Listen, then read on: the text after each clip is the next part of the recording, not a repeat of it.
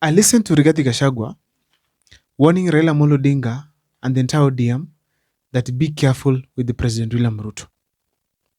And then something rang my mind. By the way, that's an important statement a leader is making. Let us listen. Let me interrogate it internally. And then something came to my mind. How has Ruto been doing his things, especially convincing leaders to come on his side? How has he been able to manage to bring people and leaders on his side? This is the first thing that came to my mind. William Ruto uses simple tactics. Number one, he identifies your weakness. Then he capitalizes on that weakness. Let me start with the Mount Kenya. How did William Ruto win the Mount Kenya support? He realized that Mount Kenya people, church, number one. And he realized that the leaders, church leaders from Mount Kenya have a big say. So William Ruto decided to be the holiest Christian leader we've ever had in the country. And as a result, he went to the mountain, realized people are there, and then he conformed to the mountain people, started speaking Kikuyu, and that's how we realized people started associating themselves with President William Ruto. So he identified the weakness of the mountain, and then he conformed to that mountain, going to church, having a Bible, crying in church, kneeling down, and then he won their hearts. They voted for William Ruto overwhelmingly because he went through the church, the weakness. That's the first thing. So he identifies, then he conforms, then he does what? He executes. He got the support, then kicked them out. Even during the government, after he had taken over, still he was going to these churches. He goes, develops other places, but he goes to Mount Kenya for a church function. Then you realize, okay, so the people will listen to him now and then, despite no development taking place on the ground. Now, then I ask myself, who else has he been able to do this? Members of parliament. You've had members of parliament betraying their leaders, like Raila Amolo Odinga was betrayed by Jalango and many other people, that they are going to William Ruto for development. He realized that the weakness of these members of parliament, it is the urge to have more development projects on the ground so that they can be able first to steal. Second, at least to be rich. Third, at least also to get the electorate on their side. So he promised them that I'm going to come to your constituencies, we do development. So come to my side, we plan. And that's how he's launching what you call transformers across the country.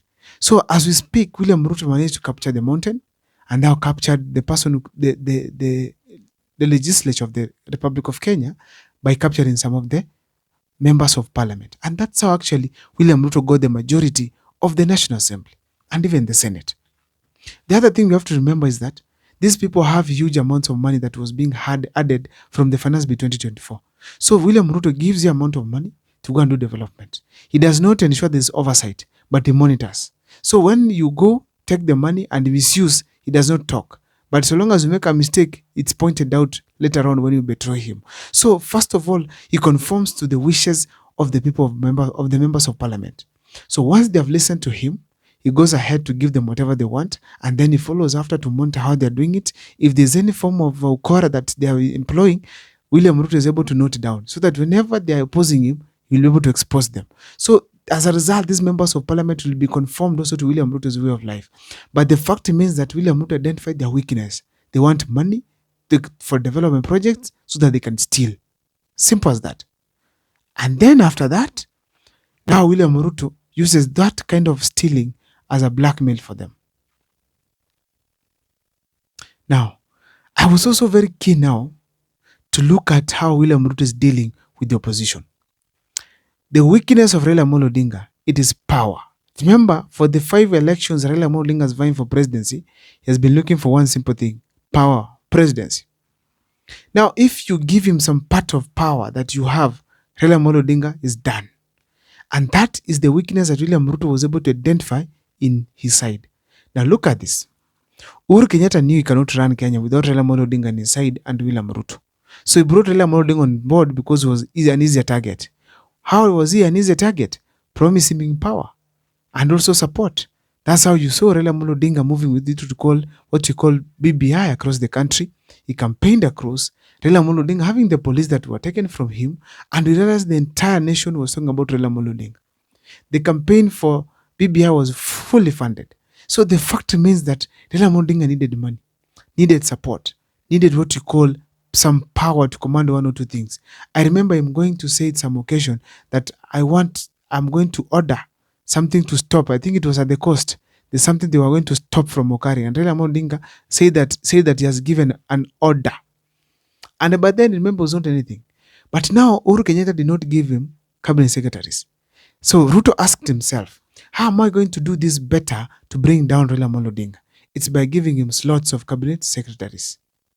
And actually was given 4. So upon being given these 4 of them, Raila Amolo Odinga did one thing. He kept quiet. Apart from that, Raila Amolo Odinga was supported to go for the AU, given money, funded fully, and left. Now, Raila Amolo Odinga is enjoying state power. You're going to see from today moving around security. Raila Amolo Odinga is coming in a chopper, sometimes flying with the Ruto in a military chopper. It's going to happen. It's going to happen because that is the environment Raila Amolo Odinga enjoys best. To make matters worse, they have been given what we call cabinet secretaries who are going to attract the people from Raila Amolo Odinga's backyard. Simple.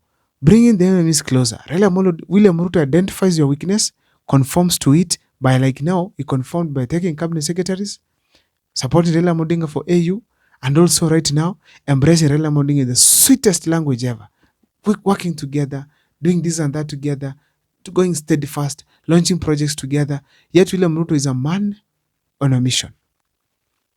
And so when Rigathi Gachagua is warning these people, Rigathi Gachagua knows what he's doing. Raila Amolo Odinga, if there's any time he has ever been careful, this is the time he needs to be. This is the time he needs to be very, very careful because William Ruto is not easy to deal with. He's a ruthless leader. He wants the seat and that's what he wants. It's not Raila Amolo Odinga. He wants to be in power. It is not Joho. He wants to be in power. It's not development that we expected from him. He wants to be in power. Listen to Kibet speak, Farouk. Listen to Kipchumba Murkomen speak.